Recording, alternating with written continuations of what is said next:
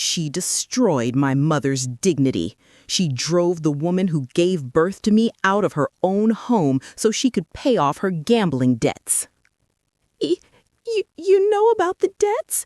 Ashley collapsed, clutching David's legs. Don't leave me, David. I did everything for the family. The suburb of Westport in the state of Connecticut in the final days of October looked like a postcard. Rows of maple trees turning a brilliant red surrounded luxurious colonial-style homes separated by perfectly trimmed lawns. An expensive kind of peace, one that people paid for with an entire lifetime of relentless work just to maintain. Inside the Miller family's spotless white marble kitchen, Ashley was busy with an iPhone 15 Pro Max mounted on a stand with a ring light. Good morning, lovely moms. Today, Ashley is sharing her green smoothie recipe to detox and stay in shape, the secret to always having enough energy to take care of our families. Ashley, 32, flashed a radiant smile, so flawless it looked industrially perfected.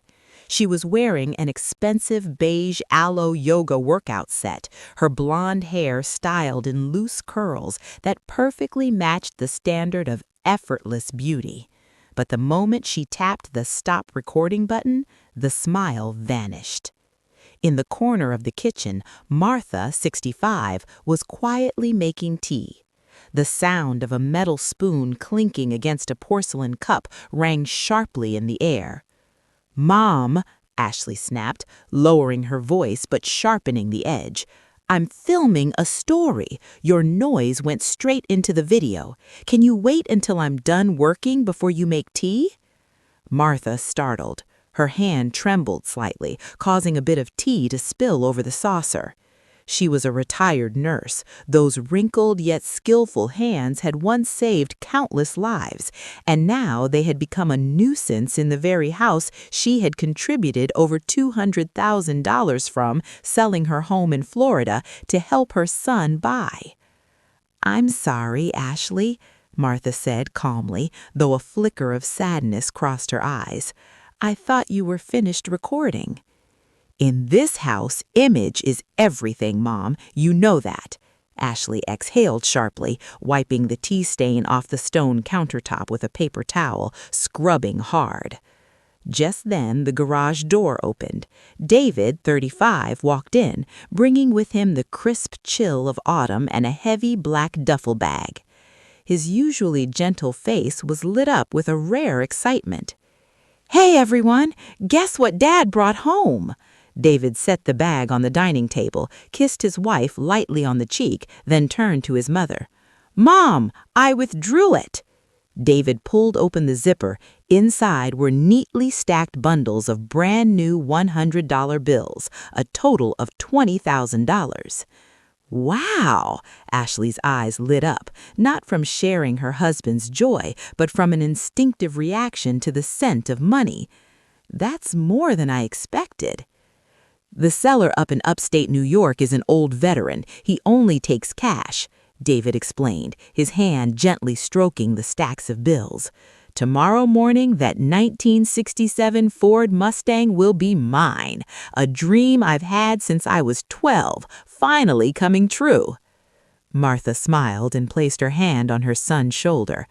"I'm happy for you, David. You've worked hard. You deserve this joy." "But honey," Ashley frowned, glancing around as if afraid someone might hear them, even though the windows were tightly shut. "Is it safe to keep $20,000 in the house overnight? There have been rumors of break-ins around this area." "Don't worry," David reassured her. "I'll put it in the safe in the home office. The ADT alarm system was serviced just last week. Not a fly could get through." David carried the bag of cash into the ground floor home office. Ashley and Martha followed. He opened the wall safe hidden behind a landscape painting. Beep, beep, beep. He entered the code. 04/12/2015, David muttered. "Leo's birthday. Easiest date on earth to remember." And also the easiest date on earth to guess, Martha joked, though her eyes stayed fixed as David placed the bag inside, closed the safe door, and turned the locking dial. That night, an unexpected autumn storm swept through Connecticut. Rain pounded violently against the double-paned windows. Thunder and lightning tore across the sky, illuminating the spacious house in sharp flashes like camera strobes. Before going to bed, David did one final check. Front door, double deadbolt locked. Windows, tightly shut. Alarm system, red light glowing with the word armed. Outdoor security cameras, operating normally, though the image was slightly blurred by the heavy rain. "Good night, Mom," David called into Martha's room on the ground floor across from the home office. "Good night, my son," Martha replied. She was sitting under a warm yellow lamp reading a book, a quiet loneliness creeping in despite being surrounded by family. That night, the thunder drowned out every other sound.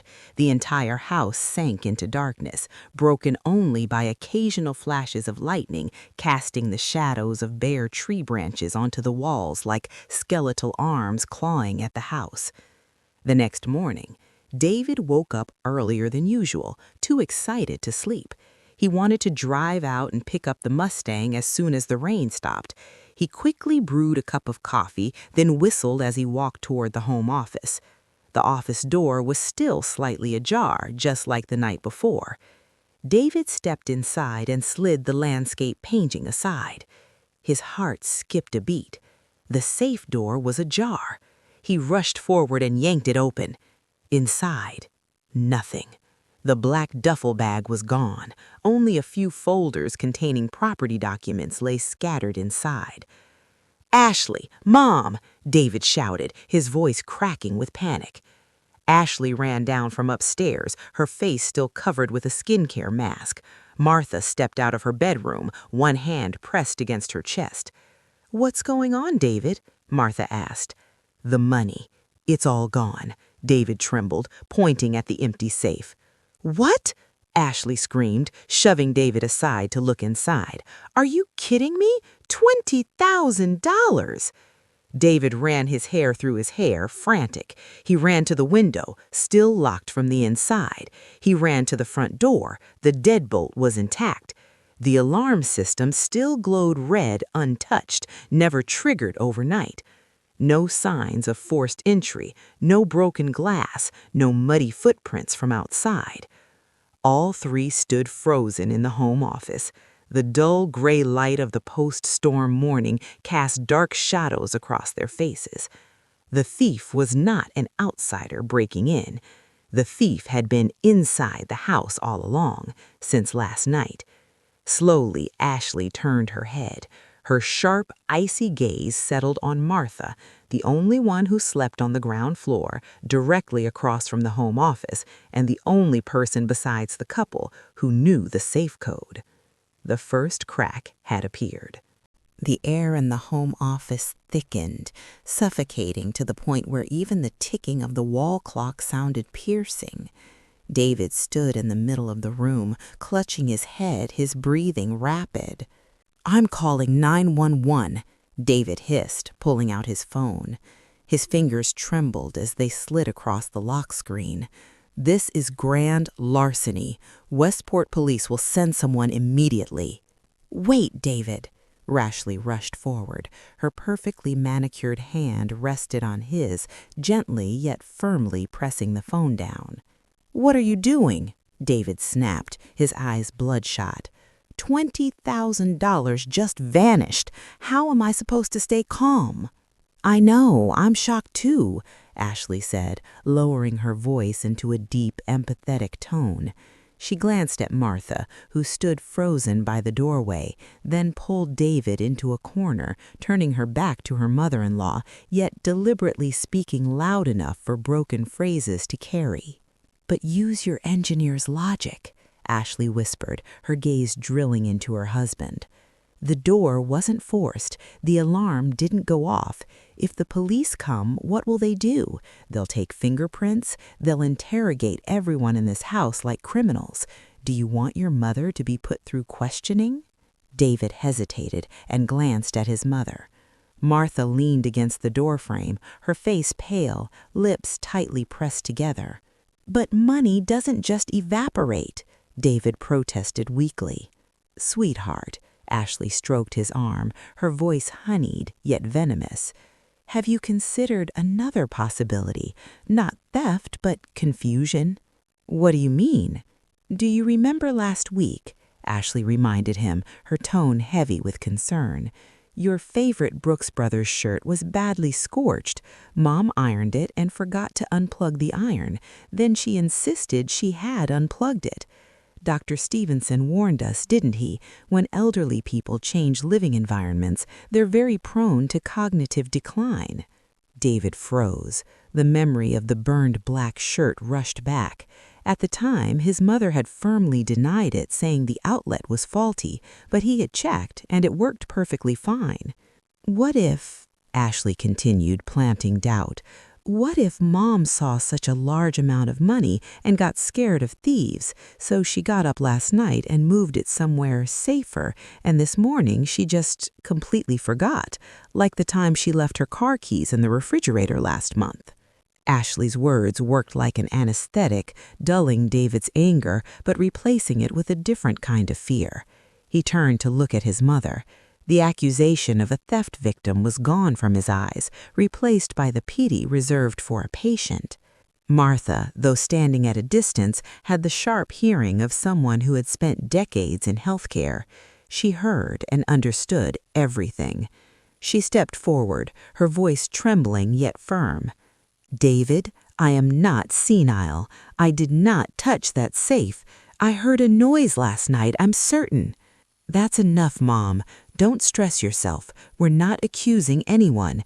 Ashley's right. Maybe you just moved it somewhere. We'll find it. The seed of doubt had been planted.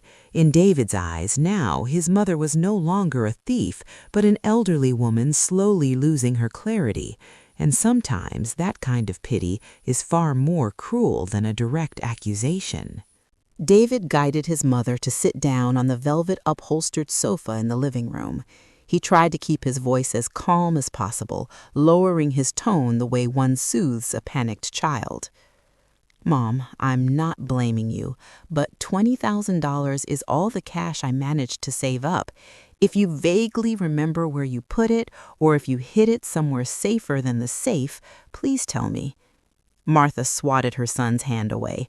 The dignity of a former head nurse, someone who had once managed an entire chaotic emergency department, was deeply wounded. David, do you think I'm crazy? I did not touch your money. I am completely clear-minded. If you don't believe me, call the police. Right now. She shot to her feet and grabbed the cordless landline phone from the shelf. Her fingers trembled, but decisively pressed 911. I want them to take fingerprints. I want justice. Don't! Ashley lunged forward like a cat, snatching the phone from her mother-in-law's hand and slamming the end call button. What are you doing? Martha froze, staring at her daughter-in-law in disbelief. Are you trying to destroy this family? Ashley hissed, her face flushed with anger, carefully disguised as concern for the household. If the police come, their sirens will be blaring. Patrol cars will be parked right in front of the garage. The neighbors will crowd around like it's a circus. And tomorrow, the entire town of Westport will be buzzing with rumors that something is wrong with the Miller house. Property values will drop. How is David supposed to show his face at work? And how am I supposed to face anyone in Leo's Parents Association? David stood in the middle, utterly torn. He looked at his wife, then at his mother. The pride of a middle-class American man surged within him. He feared scandal more than he feared losing money. Ashley has a point, Mom, muttered David, unable to meet her eyes. We should handle this internally. Let's not make it a big deal. Martha looked at her son, her gaze shattered. She felt so suffocated she could barely breathe, needing to escape this toxic atmosphere. Fine, you don't believe me. I'll go out. I need to go to church. She rummaged through her handbag on the coffee table. "Where are my car keys?" She dumped the entire contents of her bag out. Lipstick, tissues, wallet, scattered across the glass tabletop. No keys. She searched the cabinet shelves, bent down to look under the sofa. "I clearly left them on the kitchen counter when I was making tea," she murmured. Cold sweat began to bead on her forehead. Real confusion started creeping into her mind. Had she actually forgotten? "I'll help you look, Mom," Ashley said sweetly, her voice dripping with false compassion, and walked toward the kitchen. Just 10 seconds. "Oh my God! Mom! David, come look at this!"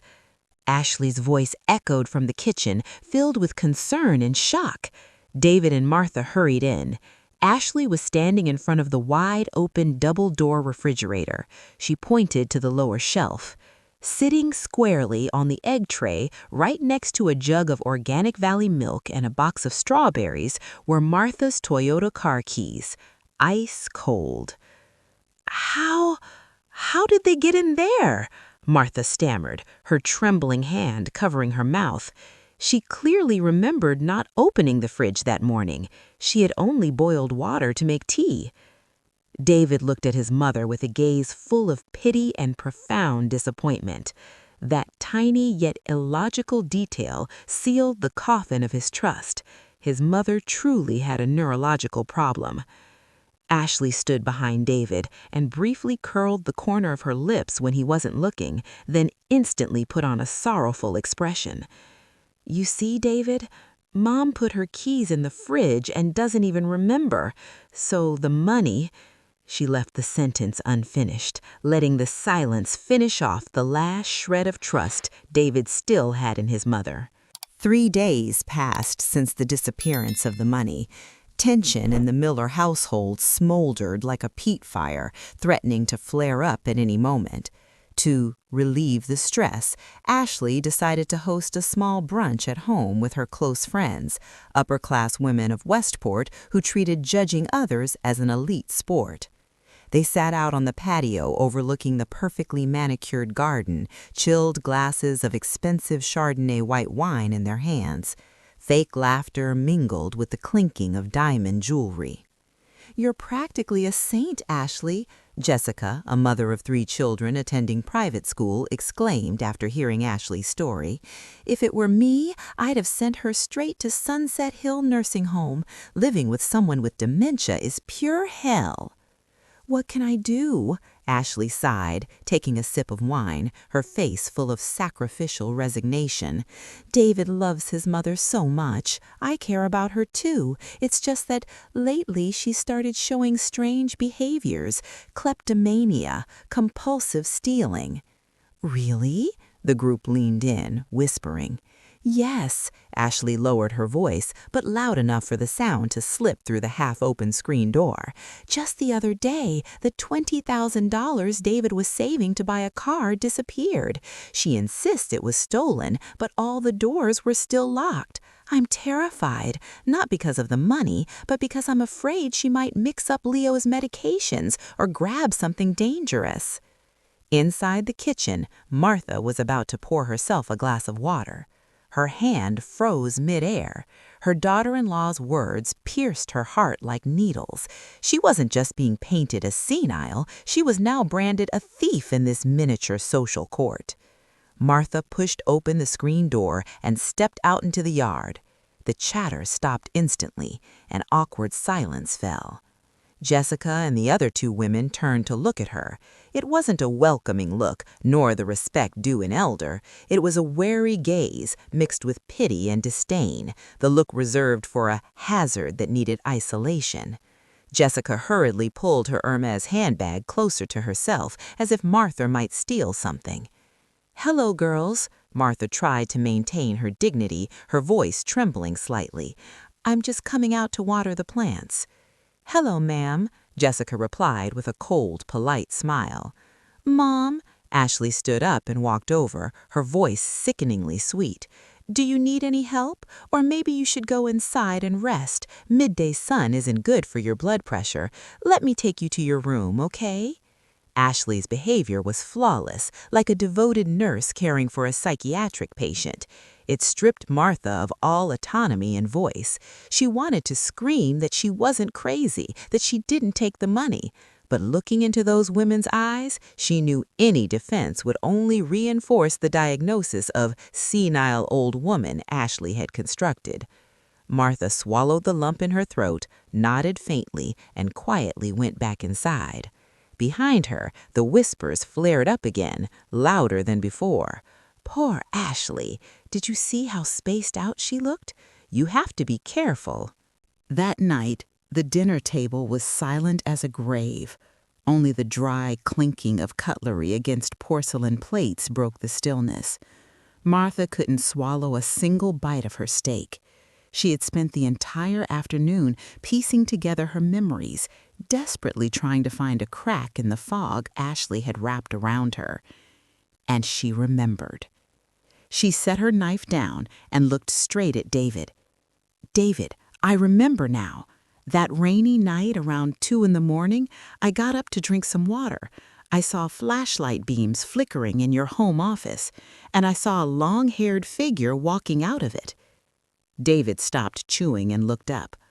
"A long-haired figure?" he repeated skeptically. "You mean Ashley?" "I didn't see the face clearly, but that figure's build." Martha hadn't finished when Ashley slammed her fork onto the table with a sharp clang. She covered her face, her shoulders shaking violently. "Enough! Mom, what did I ever do wrong?" Ashley sobbed, tears streaming down and smearing her mascara. "I tried to protect your dignity, to hide the fact that you're confused, and now you're making things up to accuse me of being a thief?" "I'm not making it up." Martha raised her voice, her patience completely gone. "Where were you at 2 in the morning?" Ashley wiped her tears, pulled out her iPhone, opened Instagram, and went to her archive. She slammed the phone down in front of David. "Look, that night I couldn't sleep because of the thunder. From 1:45 a.m. to 2:30 a.m., I was live streaming, talking about postpartum insomnia with moms in our private group. Over 500 people watched live. I was in the master bedroom, door locked so I wouldn't disturb you." David picked up the phone. On the screen was the archived live stream video. The timestamp was unmistakable, 02:15 a.m., October 24.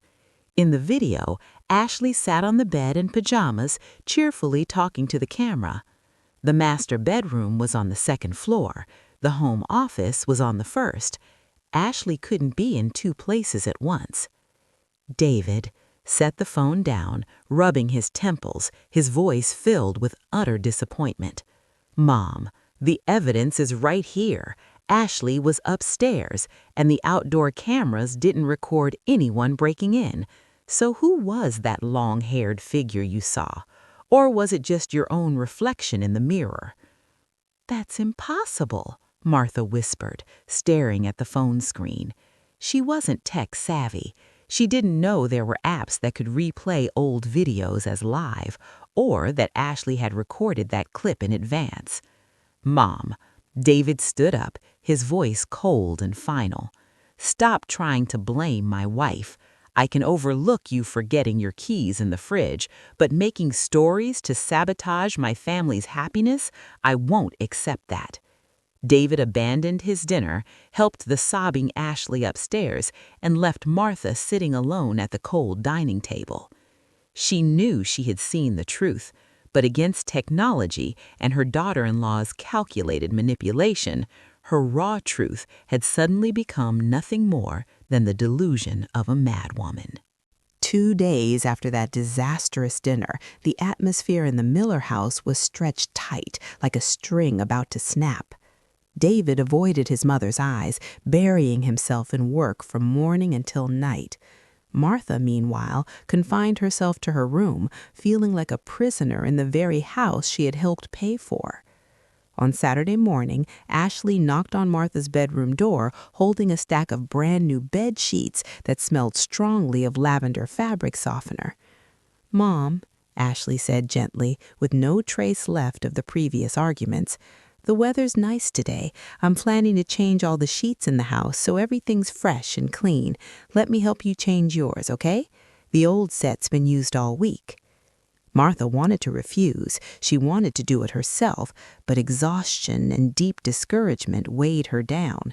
She only nodded faintly and stepped aside, sitting in the armchair by the window, staring blankly out at the garden. Ashley quickly stripped the bed. She shook Martha's goose-feather pillow hard. Rustle. A thin, rectangular object slipped out from inside the pillowcase, fluttered briefly in the air, then landed on the polished oak floor. The entire room went silent. It was a dark blue envelope with the Chase Bank logo.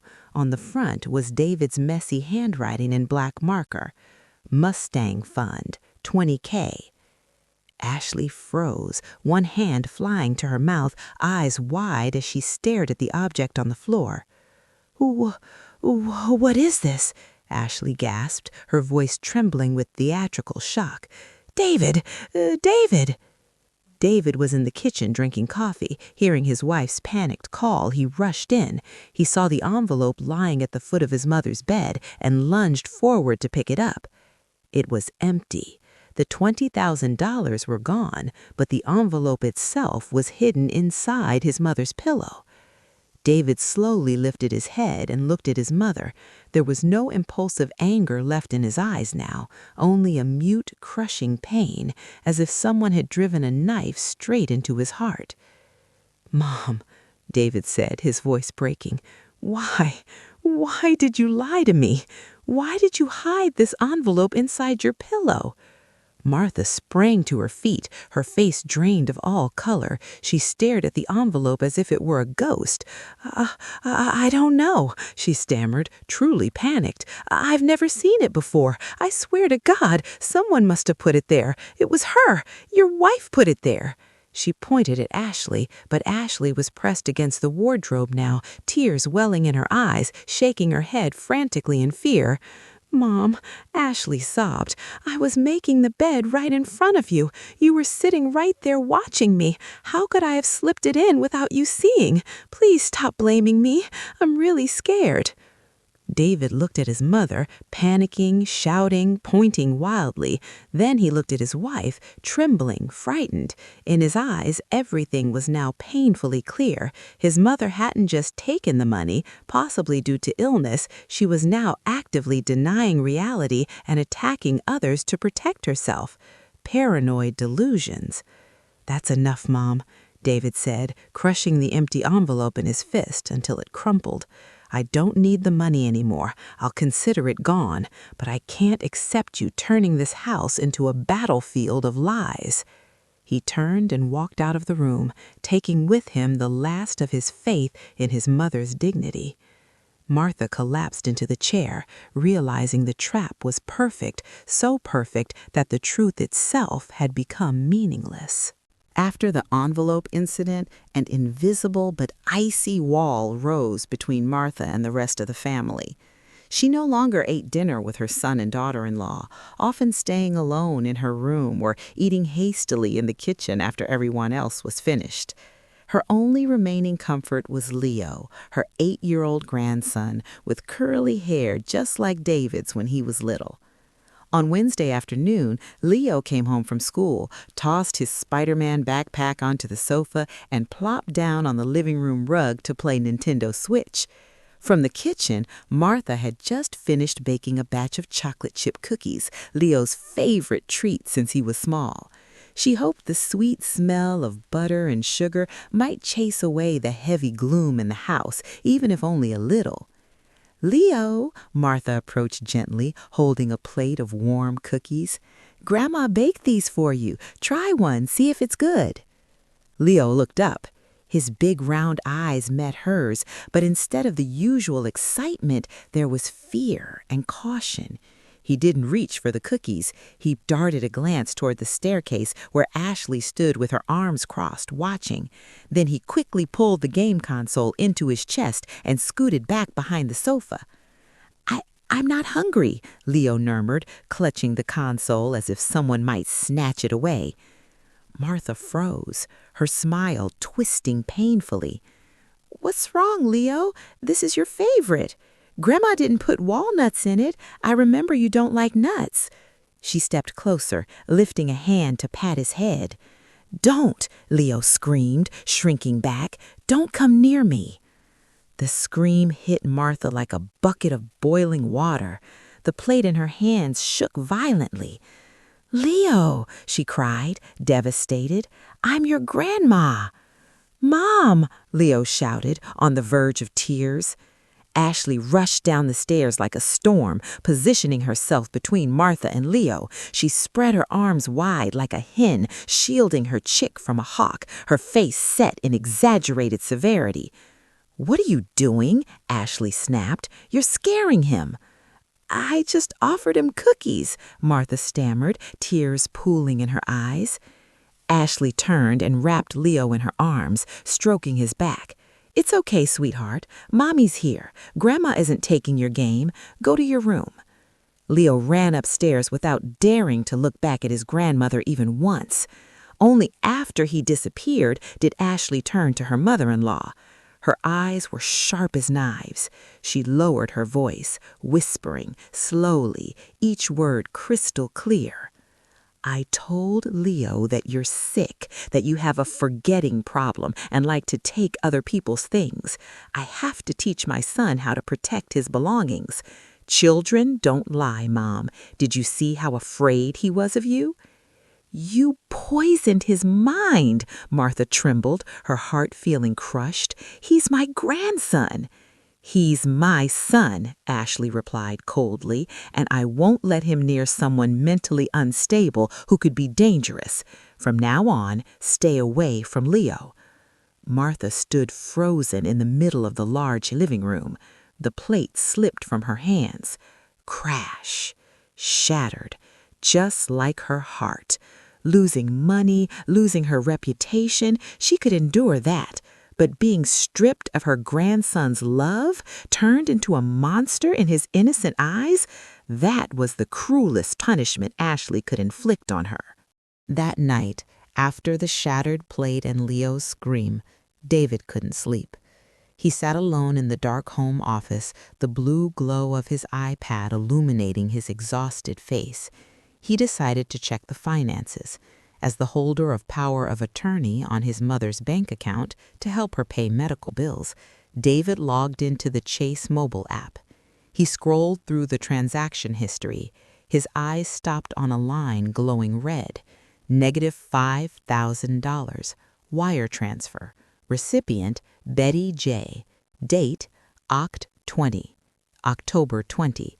Just 3 days before the theft occurred. $5,000? David muttered. He knew his mother's pension wasn't much, and her savings were already dwindling after contributing money to buy the house. The next morning, David placed the iPad on the dining table while Martha drank her black coffee. Ashley sat nearby, scrolling through social media. "Mom?" David asked, his tone serious but controlled. "Where did this $5,000 go? Why did you transfer such a large amount just days before everything happened?" Martha looked at the screen and sighed. She had planned to hide this, not wanting her children to worry about her finances. "I sent it to Betty, my best friend in Florida. She needed heart valve replacement surgery, and Medicare didn't fully cover the post-op medication copays. She was struggling, so I helped her." "Betty?" Ashley looked up, narrowing her eyes suspiciously. "The Betty you chat with on Facebook? The one you haven't actually met since you moved here?" "Yes, we stayed in touch." "Oh my God, David!" Ashley cut in, turning to her husband with a shocked expression, as if she had just uncovered something huge. "Don't you read the news? This is exactly how online scammers operate. They hack acquaintances' accounts, pretend to be sick and desperate, and trick elderly people into wiring money." "No, Betty called me," Martha protested weakly. "AI can fake voices now, Mom," Ashley added smoothly, sounding knowledgeable. She grabbed David's hand. "Think about it. Mom was scammed out of $5,000. She panicked, afraid she'd run out of money for retirement, or worse, that they'd extort her again. That's the motive. She needed cash urgently to cover the loss or to send them more. That's why she took your $20,000. David froze. A warped but disturbingly convincing chain of logic formed in his mind. Scammed, lost money, desperate, took her son's money. It made more sense than believing his mother was a born thief. It explained the why. Is that true, Mom? David looked at her, disappointment mixed with pity in his eyes. You're being blackmailed by scammers, aren't you? Tell me the truth. I won't call the police. No! Martha slammed her hand on the table, tears spilling over in rage and humiliation. Her kindness, her compassion for a dying friend was being twisted into stupidity and criminal motive. Betty received the money. She's recovering. I wasn't scammed, and I didn't take your money. But David was no longer listening. He nodded faintly and closed the iPad case. I understand. You don't want to admit you were wrong, but I can't let you keep burning money on scams. Beside him, Ashley quietly smiled in victory over her glass of orange juice. She had successfully turned a humane act into irrefutable proof of psychological and financial instability, hammering yet another nail into the coffin of Martha's honor. Friday night, 1 week after the theft. The steady rain outside the master bedroom window seemed to echo the suffocating tension inside. David walked into the room after his shower and saw Ashley fussing in front of the wide-open closet. On the bed was a large suitcase, its mouth gaping open. She was packing her own clothes and Leo's into it. "What are you doing?" David asked, a wave of unease hitting him instantly. Ashley didn't turn around, her hand still folding Leo's sweater. "I can't take this for another single day, David. I'm leaving." "Leaving where? What the hell are you talking about?" David rushed forward and grabbed his wife's hand. Ashley turned to face him. Her eyes were red, but her gaze was cold and resolute. "I'm taking Leo to my mother's place in Jersey. I don't feel safe living under the same roof as your mother anymore." "Ashley, Mom just what?" Ashley cut him off, her voice sharp as a razor. "She stole money, she got scammed online, she's paranoid, and most importantly, she's scaring Leo. Today, his teacher called and said he couldn't focus in class, that he's drawing dark pictures. Do you want your son to be traumatized because of his grandmother?" David released his wife's hand and collapsed onto the edge of the bed, burying his face in his hands in despair. He was trapped between the two most important women in his life. "But she's my mother. I can't just throw her out on the street. She sold her house to help us." "I'm not telling you to throw her out on the street," Ashley softened her tone, sitting beside him and placing a hand on his shoulder, switching into understanding wife mode. "I've done some research. There's an assisted living facility called Maplewood in the northern suburbs. They have psychologists, nurses on duty 24/7, security cameras everywhere. That's the best place for her right now."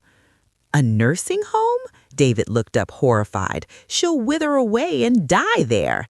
"It's not some run-down nursing home. It's a high-end retirement community," Ashley added, even though in reality she had only searched for the cheapest place that accepted Medicare.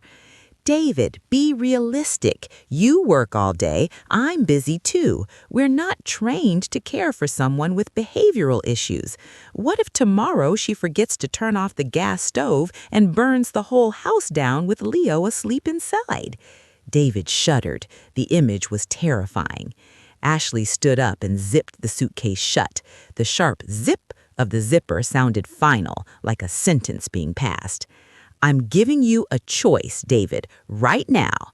Either you take your mother to a place where she'll receive professional care and our family will be safe, or Leo and I leave this house tonight, and I will file for divorce and seek full custody because this living environment is unsafe." She stared straight into his eyes and delivered the cruelest ultimatum. Your wife and child or your mother. You only get to choose one. In the luxurious bedroom, the rain pounding against the window sounded like fate knocking on the door. David looked at the suitcase, thought of Leo's smile, then thought of his mother. He closed his eyes, a tear rolling down his cheek. His weakness and his fear of losing his small family defeated his sense of filial duty. "All right," he whispered, his voice breaking. "Tomorrow morning, I'll talk to Mom." Saturday morning, the Connecticut sky was gray as lead. The autumn rain was no longer as fierce as the night before, but it was persistent, bone-chilling. David pulled the SUV up in front of the garage.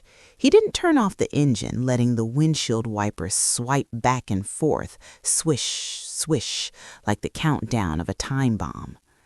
Inside the house, Martha dragged her old Samsonite suitcase out of the bedroom. It was the same suitcase she had used when she left Florida, full of hope for a warm, reunited old age. Now it once again held her entire life in a forced migration.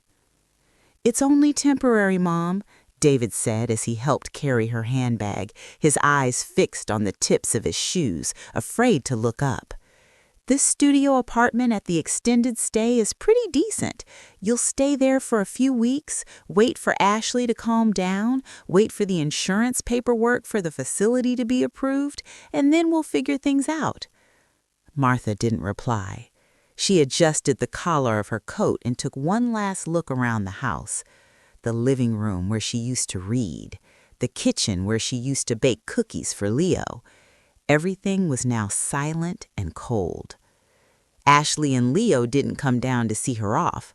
The upstairs bedroom door was tightly shut like a declaration of absolute ownership. "I understand, David," Martha said, her voice strangely calm. "Men build houses, women build homes. When a woman no longer wants someone there, that nest has no room for anyone else." David bit his lip, guilt rising and choking his throat, but his fear of losing his wife and child was stronger. He opened the car door and helped his mother into the passenger seat. During the entire 30-minute drive to the southern outskirts, a poorer, more run-down area, neither of them said a word. Only the radio played news about inflation and rising gas prices. The car stopped in front of a 2-story motel with a flickering sign that read, "Motel, weekly rates available." Paling paint, a parking lot littered with trash. It was the only place David could find immediately without a long-term lease or a credit check. David carried the suitcase into the room for his mother. The air reeked of cheap disinfectant and damp mold. A rickety double bed, an outdated TV, and a window facing a garbage lot behind the building. "This is the key and some cash for your expenses," David said, placing a $500 envelope on the particle board table. "I'll come visit you soon." He turned and left quickly, as if staying 1 second longer would kill him with his own cowardice.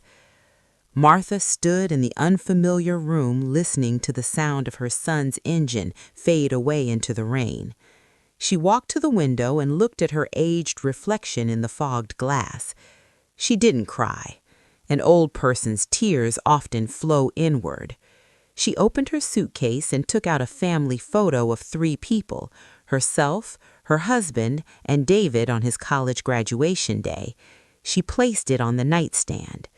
She had been stripped of her honor, stripped of her property, and now stripped of her home. But in that deepest solitude, a spark of survival flared back to life. She was not a thief, and she would not wither away in this filthy motel like the ending her daughter-in-law had planned for her. The moment the taillights of David's car disappeared around the last bend, Ashley let out a long breath and leaned against the front door.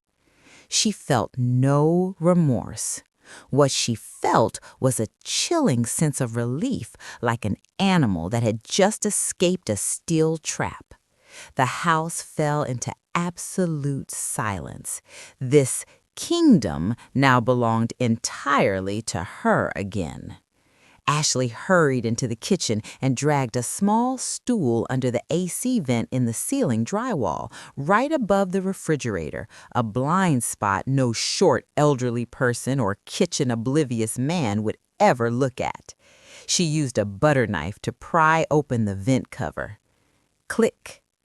Her hand reached into the dark, dusty cavity and pulled out a black nylon pouch. $20,000, untouched. She didn't open it to count. There was no time.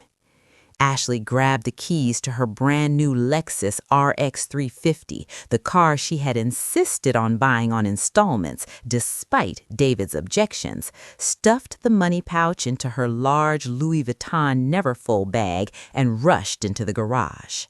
Her destination wasn't a mall. She drove to the vast parking lot of a Target store on the edge of town. The rain was still lightly falling. She parked in a secluded corner, far from the store security cameras, next to clothing recycling containers. A black sedan with tinted windows, a beat-up Ford Crown Victoria, often associated with shady characters, was already waiting. Ashley rolled down her window. The man in the other car did the same. He was around 40, wearing sunglasses despite the rain, chewing gum loudly. The audience might briefly think, a lover? No. Ashley didn't give him any kiss. She tossed the black nylon pouch through his window. "Full 20K, princess?" the man asked in a raspy voice, opening the bag and quickly checking the stacks of cash. "Count it and delete all those threatening messages right now," Ashley hissed, gripping the steering wheel so tightly her knuckles turned white. "Never call my home phone or show up at Leo's school again." "Relax," the man sneered, putting the money away. "This covers your black market credit card debt and that crypto gambling account you burned to the ground last week. But remember, Ashley, don't play with high leverage if you don't have cash reserves. I won't be this patient next time." He rolled up his window and sped off, leaving Ashley alone in her luxury car. Ashley collapsed forward onto the steering wheel, her whole body trembling. No one knew the truth behind her glamorous Instagram photos, the compulsive online shopping to fill the emptiness, the secret crypto losses fueled by dreams of getting rich fast to keep up with others. She was drowning in debt. Without David's $20,000, the debt collectors would have sent photos to the real estate firm where she worked, and her perfect mother image would have shattered completely. She had sacrificed her mother-in-law to save her own hollow pride. Ashley lifted her head, checked herself in the rearview mirror, and touched up her foundation. "It's all over," she reassured herself. "The old woman is gone, the debts are paid, life is perfect again." But she didn't know that back at the house, a silent witness was waiting to expose everything. 1 week after Martha left, the house became vast and chillingly empty. Like a bad omen, Buster, David's aging golden retriever, had taken his final breath the night before due to heart failure. David sat alone in his home office. The dim light of the desk lamp cast a dull glow over a half-empty bottle of whiskey. He was grieving, not only for the loss of his loyal four-legged companion, but also for the guilt over his mother that gnawed at his soul every waking hour. He lifted his eyes toward the bookshelf, where Buster used to sleep on a small mat beneath it. His gaze stopped on a tiny black object plugged into a wall outlet near the floor. It was a cheap spy camera charger he had ordered on Amazon 2 weeks earlier. He hadn't bought it for theft prevention, but to monitor whether Buster had seizures or vomited when no one was home. "Damn it! I completely forgot about this," David muttered. He remembered that the device worked independently, storing data on an internal SD card and activating through motion detection. It wasn't connected to Wi-Fi. That was exactly why Ashley, who had carefully turned off the Wi-Fi router that night to disable the modern Ring camera system, had overlooked this cheap piece of junk. With trembling hands, David pulled out the tiny SD card and inserted it into his computer's card reader. Dozens of video files appeared on the screen. He navigated to the folder dated October 24. One file stood out. 2:15 a.m. David held his breath and pressed play. The screen displayed nighttime footage, grainy, tinted green with infrared glow, but clear enough to identify faces. The office door opened. Ashley walked in. She wasn't sleepwalking. She was wearing a silk nightgown, moving lightly yet decisively. She walked straight to the painting, slid it aside, and entered the safe code with practiced ease, 4-12-2015. The safe opened. Ashley grabbed the money pouch. David went numb, as if the blood in his veins had frozen. But something even more horrifying followed. Ashley pulled a crumpled envelope from her nightgown pocket, the very empty bank envelope that was later found inside Martha's pillow. She tucked the empty envelope into her robe pocket, preparing the setup for the frame-up. Before leaving, Ashley stopped at David's desk. She picked up the framed photo of Martha and looked at it. Under the ghostly blue glow of the infrared camera, David saw his wife curl her lips into a smile, a cold, vicious smile, nothing like her usual sweetness. She leaned close to the photo, her lips moving. David turned the volume all the way up to catch the whisper mixed with the thunder outside. "Sorry, old lady, your time is up." David snapped the laptop shut. A wave of nausea rose in his throat. The woman who slept beside him every night was not human. She was a demon wearing the mask of an angel. David didn't scream. His overwhelming rage condensed into a terrifying calm. "Ashley, come downstairs for a moment," he said through the intercom system. His voice was flat, dead still. Ashley walked into the living room holding a glass of red wine, her expression relaxed. "What is it, honey? Are you still upset about Buster?" David didn't answer. He picked up the remote control and pointed it at the 85-inch TV mounted on the wall. "Watch this." The video played. Ashley opening the safe, taking the money. That demonic smile, magnified 100 times, sharp down to every detail. Crash. The wine glass slipped from Ashley's hand and shattered across the marble floor. Red wine spread like blood. Ashley's face drained completely of color. She staggered backward, eyes wide with horror. The perfect stage set she had built was torn apart in seconds. "David, let me explain," Ashley stammered, her voice breaking. I had postpartum depression. I couldn't control my behavior. I was under so much social pressure. I had to maintain an image for this family." "Our son is 8 years old, Ashley," David said coldly, cutting her off. "Don't use illness to excuse greed and cruelty. You didn't just steal my money. You destroyed my mother's dignity. You drove the woman who gave birth to me out of her own home so you could pay off your gambling debts." You know about the debts?" Ashley collapsed, clutching David's legs. "Don't leave me, David.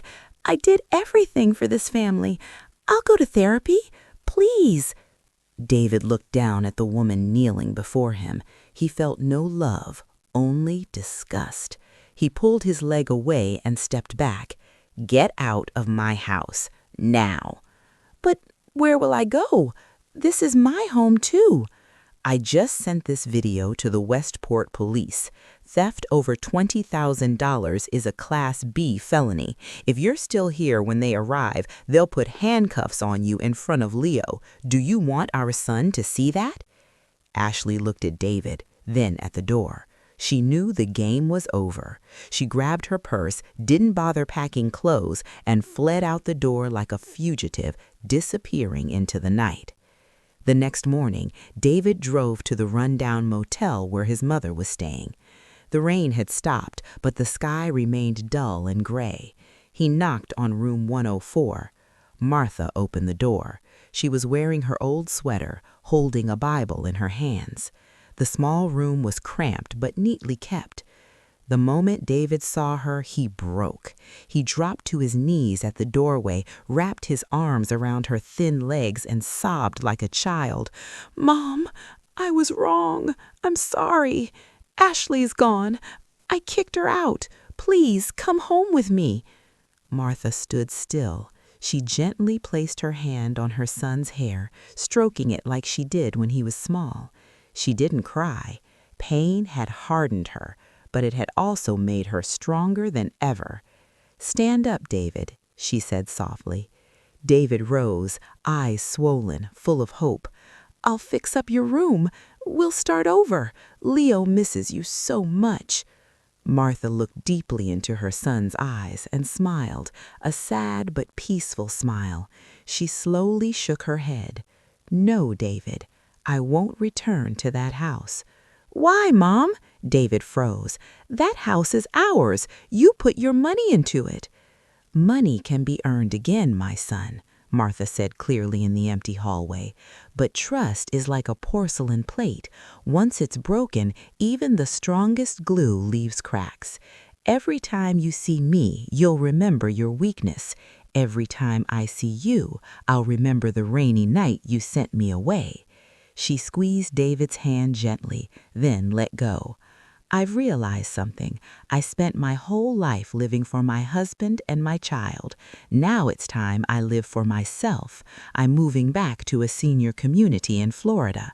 There are friends there, sunshine, and most importantly, respect."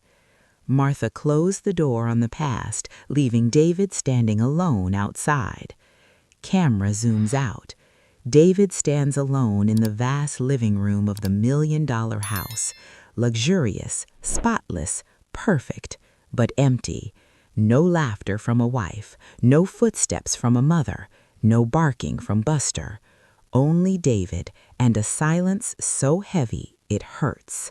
The price he paid for his blindness.